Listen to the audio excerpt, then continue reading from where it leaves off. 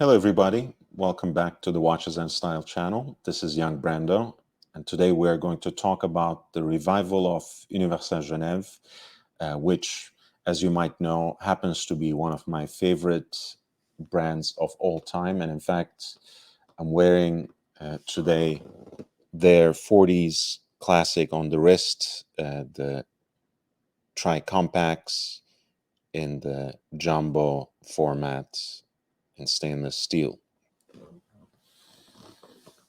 Now, about 2 weeks ago, on December 12th, we woke up to the news that the Zurich-based Partners Group acquired the brand, acquired Universal Geneve from Stellax Holdings, which I believe is an investment company based in Hong Kong and which had held the rights to the name since 1989. And the reason you're looking at Georges Kahn right now, the Breitling CEO, is because the Zurich-based Partners Group is actually the ownership group behind Breitling.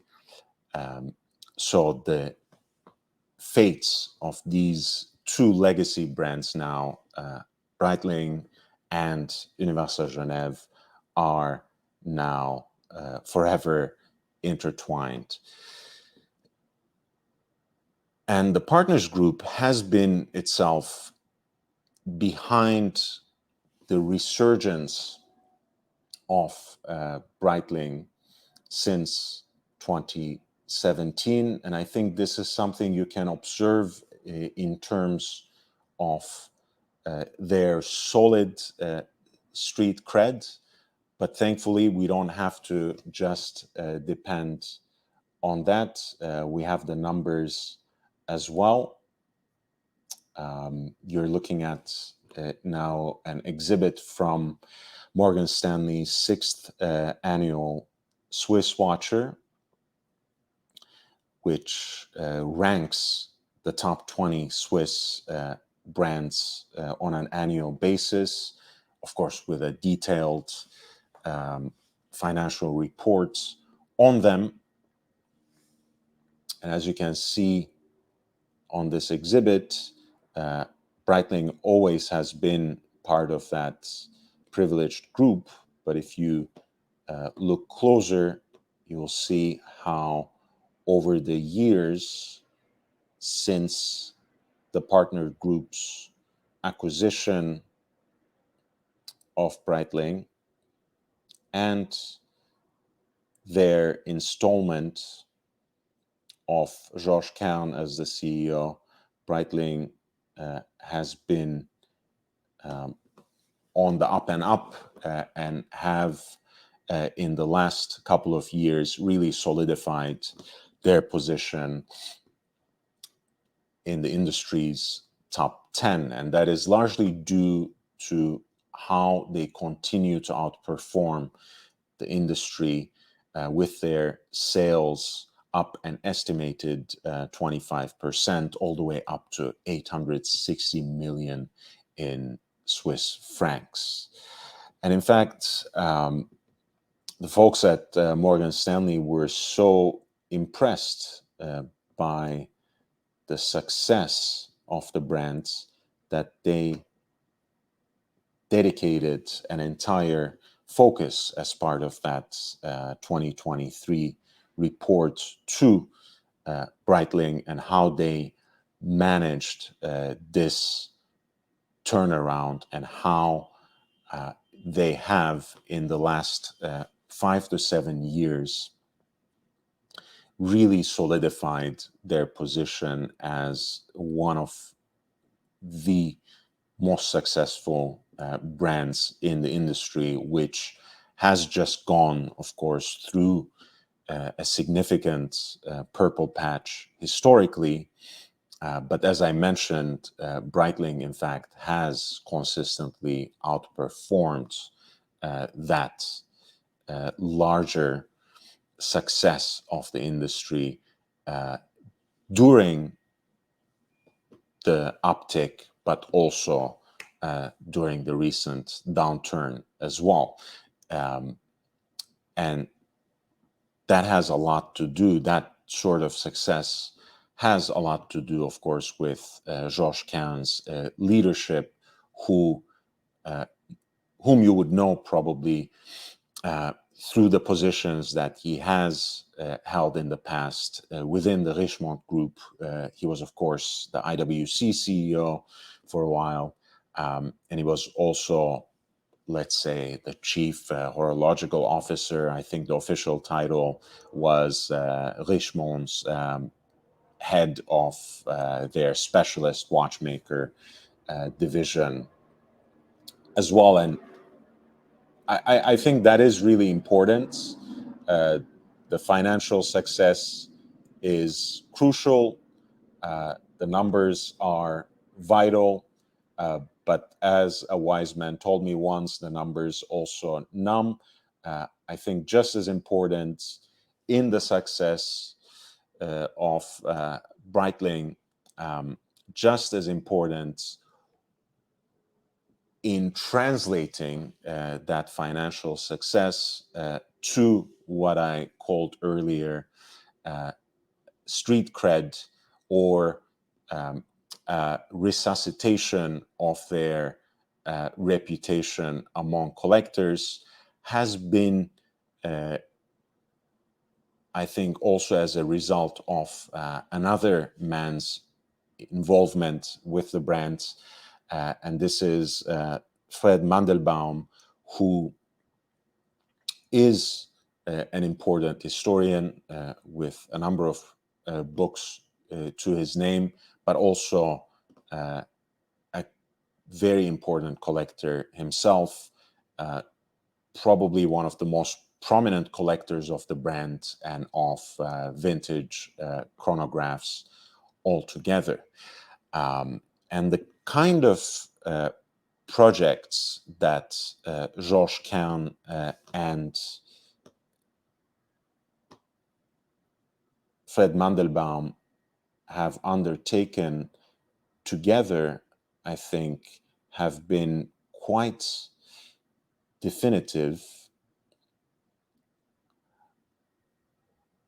for the recent resurgence of Breitling. You can see these in the so-called Reeditions that they have introduced in the last few years of their icon, of course, the Navitimer, in this re-edition of the reference 806 with the AOPA open book logo, 1959, with a re-edition of their famous pilot's chronograph, the Avi or co-pilot reference 765 in this 1953 re-edition, and more recently of this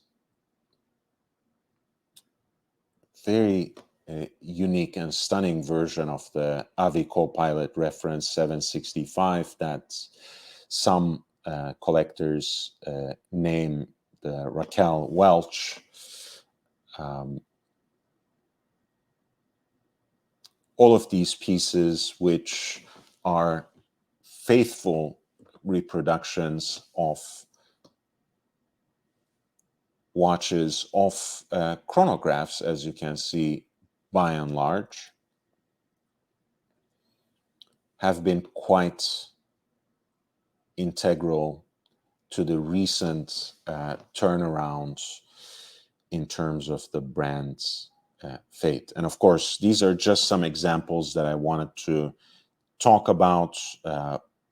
They have also last year in 2022 come up with a limited edition to honor the legacy of the cosmonauts, which was a watch ordered from them by none other than Scott Carpenter, and which eventually became the first wrist-worn chronograph in space since Scott Carpenter took it to the Mercury Atlas 7 mission.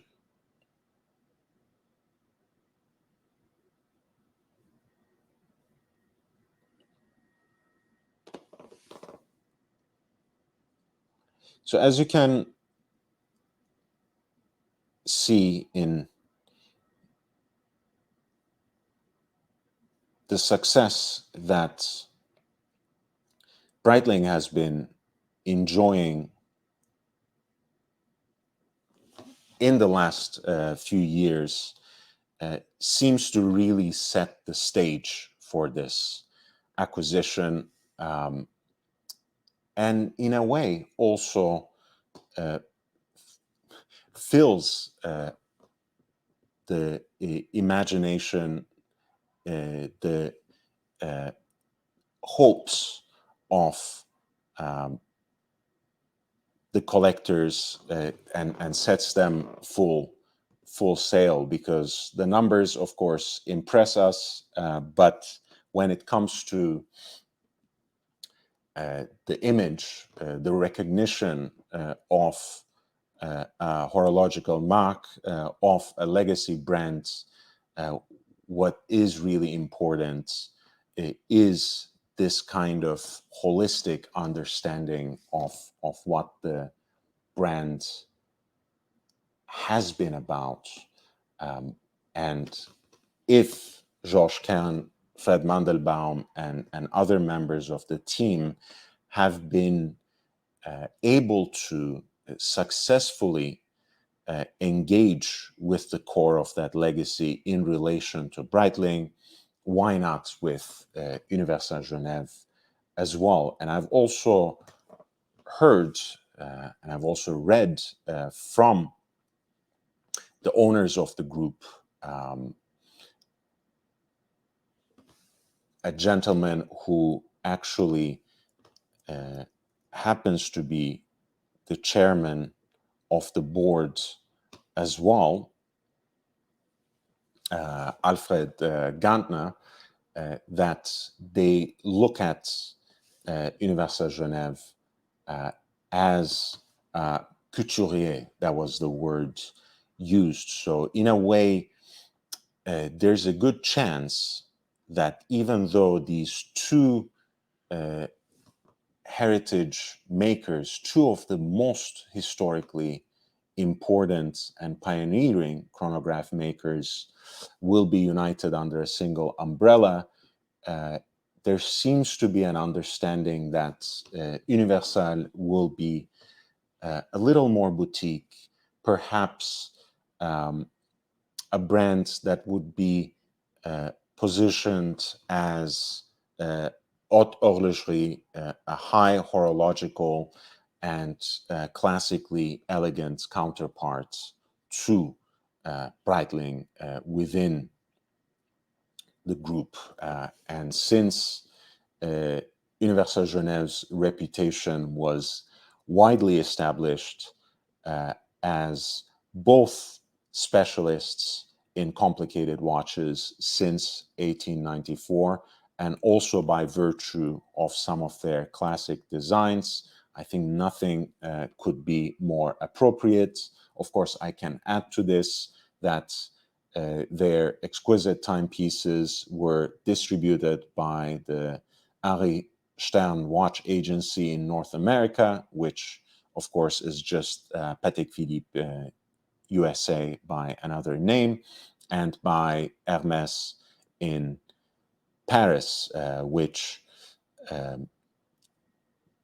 has a history of proudly retailing Universal Genève watches and co-signing them on the dial, and even sell some examples of their creations under their own branding at their legendary Faubourg Saint-Honoré flagship location.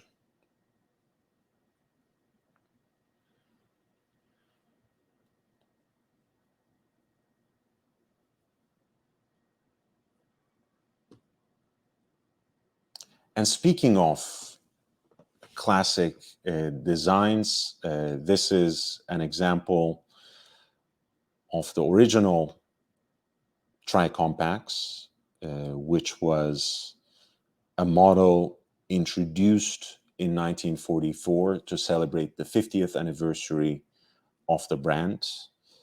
It is a watch that combines the triple calendar with a chronograph that has 3 registers, a 30-minute totalizer, in addition to a 12-hour counter, not to mention the moon phase indicator, which is very thoughtfully situated at 12 o'clock and thus given the aesthetic focal point of the watch.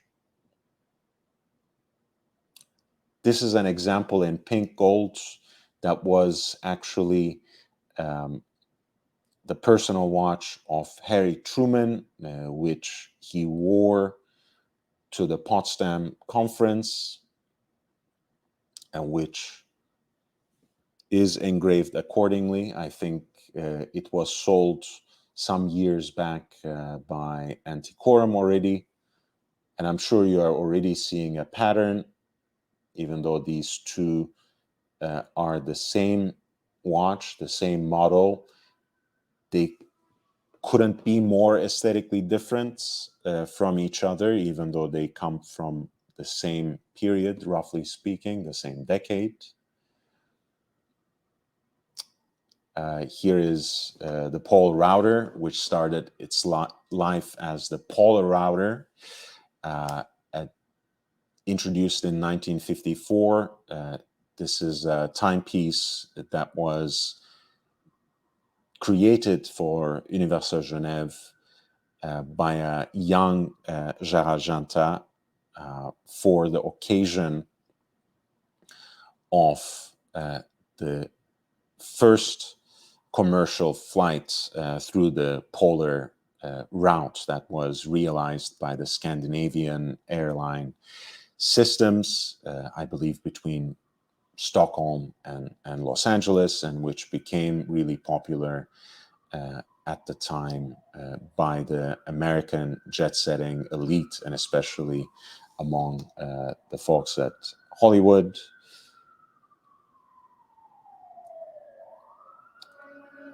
This is a variation of the Pole router, the Pole router sub, which is a model that I really like. And you see in each instance, you have a very interesting conjugation of unique aesthetics, a very strong design that is combined with what was a genuine technical innovation for its time. Here, the combination of the triple calendar with a very solid column wheel chronograph movement and a moon phase indicator in such a miniaturized form. With the polar router, you had a south-winding movement, which later became one of the most emblematic, one of the most important and pioneering versions of the micro-rotor movement as well. I think between the caliber 66, the caliber 69, and what became later caliber 240 for Patek Philippe. After all, it was Gérard Perret who was recruited from Universal and who became Patek's technical director, who invented that caliber. You have some of the most important building blocks in establishing that legacy of micro-rotor movements, which once again have, of course, a technical significance, but go a long way in producing those sleek, classically elegant watches, because after all, you are syncing the oscillating weight to the same level as those bridge plates, and thus you have the virtue of slimming down the watch just a tiny bit more compared to a self-winding watch with a full rotor. And again, same here, right? You have a dive watch with a compressor case that is, again, very definitive and distinctive of the period.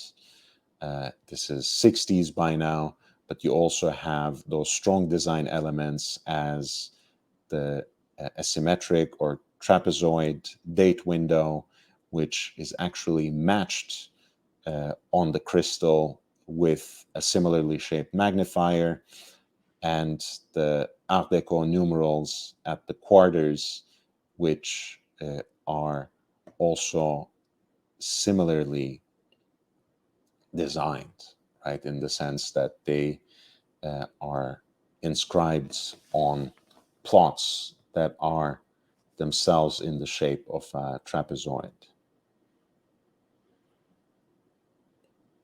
You have the Space Compacts, right, another 60s classic, very much in the mold of Omega's Speedmaster, which, of course, nowadays we know as the Moonwatch, very much in the mold of the Rolex Cosmograph Daytona.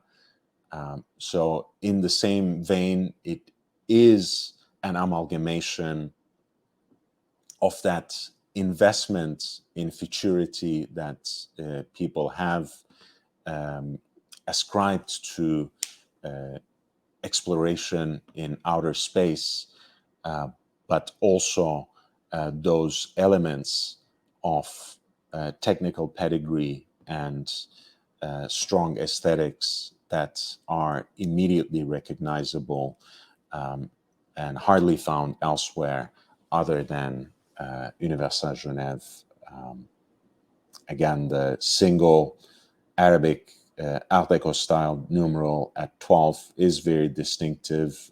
So are the rubber pushers for the chronograph, which are also screwed down to enhance the waterproof properties of the watch as well. Once again, you have a lot going on, which on the one hand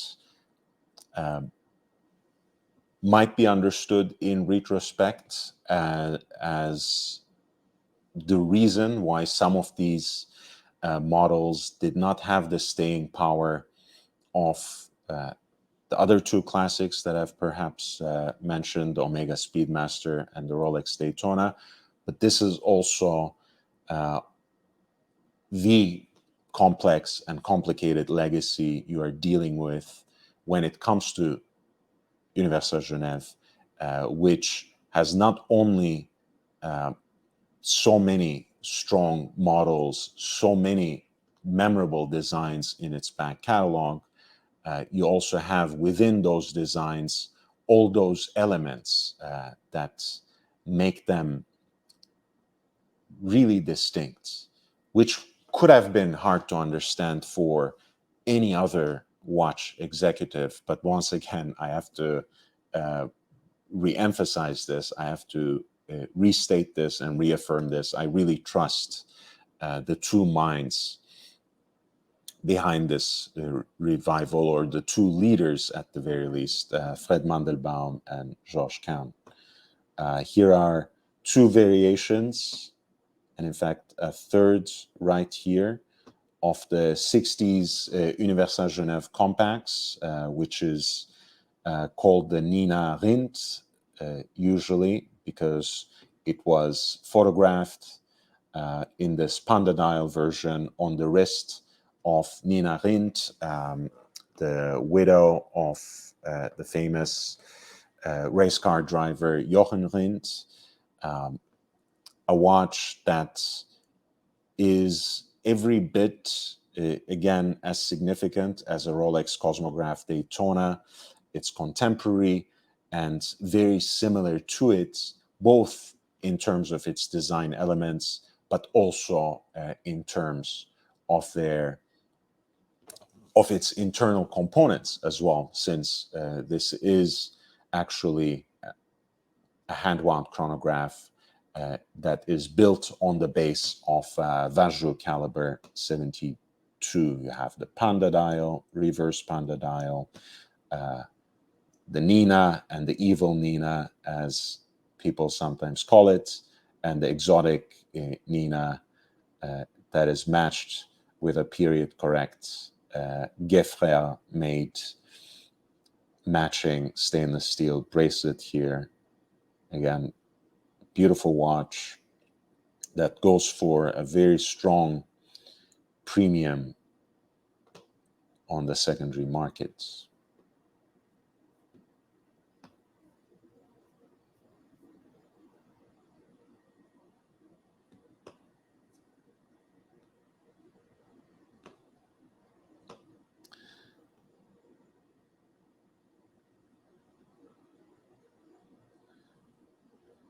And also, of course, we have the Eric Clapton, which was photographed on a few different occasions on Eric Clapton's wrist, especially when he was still the guitarist of Cream.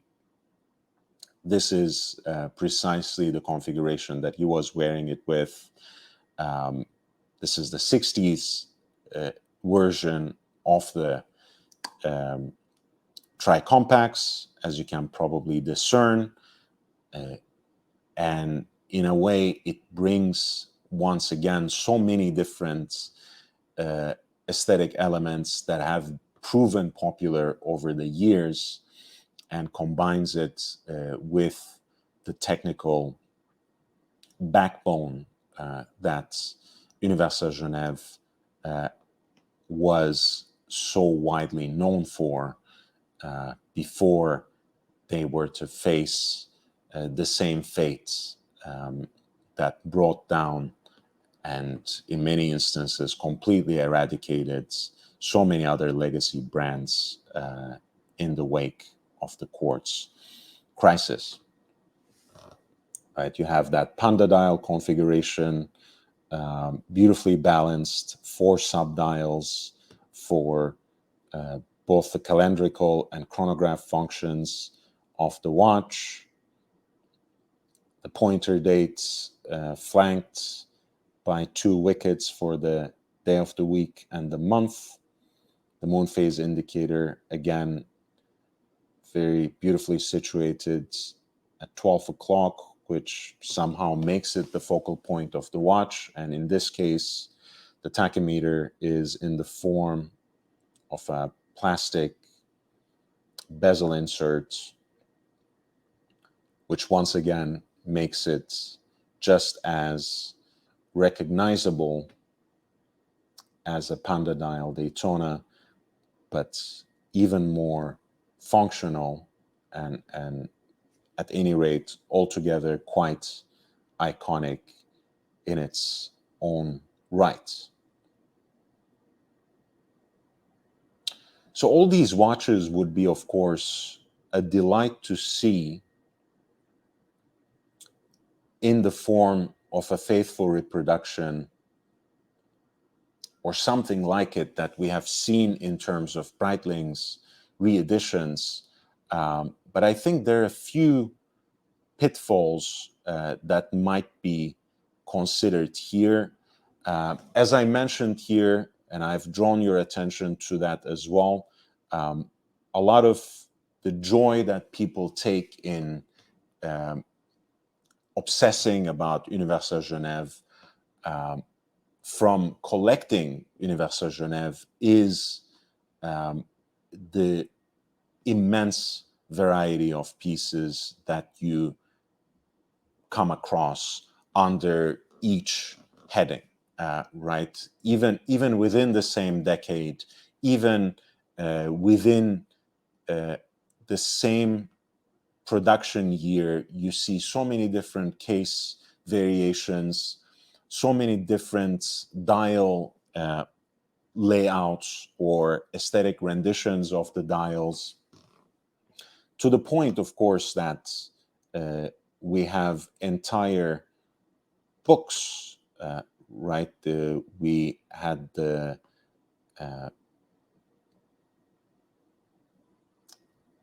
book on the complicated watches by Universal Geneve, which was written by this Italian gentleman, Pietro Giuliano Sala.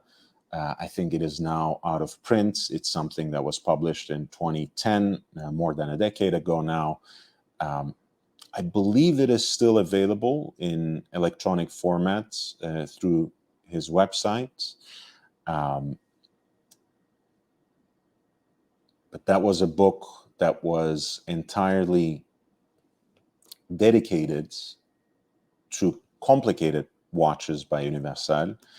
There has been, for quite a while now, the Paul Rauder reference website, which has galleries, reference tables, and other kinds of documentation related to, again, the immense variety of models that have come under the name Paul Rauder. And more recently, in fact, the first book that was dedicated solely to the Universal Geneve Paul Rauder, and specifically its history, design, and diversity, as the authors call it, was published.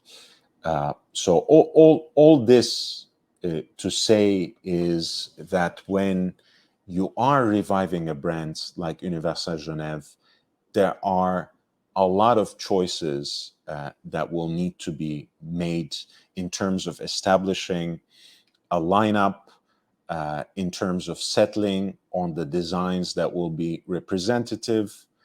And I know they're already aware that they will never be able to please everybody. But I think there's also a trap there, right? It's important to keep things focused. It's important not to aim to offer something for every flavor. And I think it's also important to find ways of still appealing to the core of that group of collectors and vintage Universal Geneve enthusiasts, who I think are just as important to the resurrection of the brand as the new collectors, right? That's why I started with laying out the reasons behind Breitling's recent resurgence as I understand it, right? The financial aspect is really important, right? At the end of the day, they rise and fall by that. They have to sell watches, but I don't think the numbers would have been so good, and I don't think the perception would have been so nearly spotless if they didn't also, in a way, go on the charm offensive, so to speak. And I don't say this only in the superficial manner, but in the sense that both Mandelbaum and Kern have very thoughtfully toiled over each and every one of those reeditions. So I hope they will bring the same energy. I hope they will bring the same thoughtfulness. I hope they will bring, and specifically, I hope Fred Mandelbaum brings the quasi-academic rigor that defines his passion in collecting. And the last thing I want to say before I wrap up, and I think this is the biggest trap, this is the biggest pitfall that might await the Partners Group or Breitling when they're tackling the revival, when they're tackling the resurgence of Universal Geneve. These are not only complicated watches that have as important of a pioneering legacy as Breitling, they're also classically elegant. That has a lot to do with their dimensions. Now, I don't expect that they will go for 34 millimeters with a lot of the precious metal versions of the tri-compacts, or the pole router if it comes back in a contemporary version. I think in terms of the more complicated watch, the tri-compacts, that might not be even possible. In terms of the architectures of contemporary movements, and especially the commercially produced movements. But I hope they won't also go overboard and start making everything in 39, 40 millimeters and above. That to me was a sticking point with a lot of the new Premier series in Breitling. The 39 millimeter watches seem both too small and too large at the same time, if you understand what I mean. I'm sure you do if you have ever tried them on your wrist, because they are both very compact, but also quite thick for that particular diameter. So I hope, again, they hold on to their word. I hope they somehow come true on their promise of approaching Universal as a couturier, so paying equal attention, giving the right due, so to speak, both their classically elegant dimensions and technically innovative aspects. And that will have to involve, as I implied just a second ago, probably designing an entire series of exclusive, shall we say, also in-house movements that would be proper to Universal Geneve. I'm not saying this, again, just to be a stickler. The BO1 and BO2, I think, are great movements in their own regard as self-winding and hand-wound modern chronograph movements. I don't think it's a problem that other watches use them, right? I don't think it was a problem that the Black Bay Chrono was using a version of this movement. But if they really want to resurrect Universal Geneve as its own thing, they will have to really pay attention to this.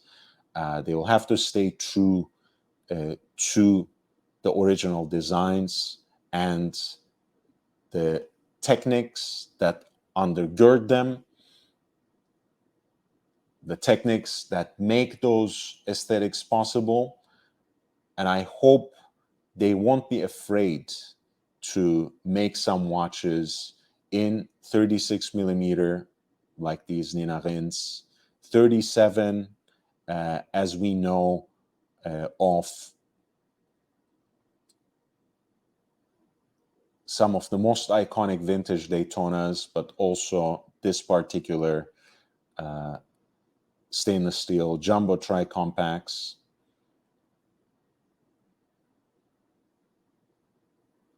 The Space Compacts happens to be 40 millimeter piece. So there's they can run the whole gamut with so many interesting designs within this catalog. And I hope that they keep everything that defines Universal Geneve, both aesthetically and technically, intact. And some of the initial statements that were made by Georges Kern, some of the public statements and announcements that were made by Fred Mandelbaum, and also by the higher-ups, give me a lot of hope. But this is something that I will curiously and expectantly watch unfold, and I'm going to stay on their case as a fan of the brand. Signing off for now. Please let me know what you think in the comments, and in either case, hit the like button and subscribe for more watch content. Spread the word and tell your friends as well, because this remains the only channel that is solely dedicated to the passion for and knowledge of wristwatches. This is practically the only channel left that is not trying to sell you anything except the love of horology. See you in the next one.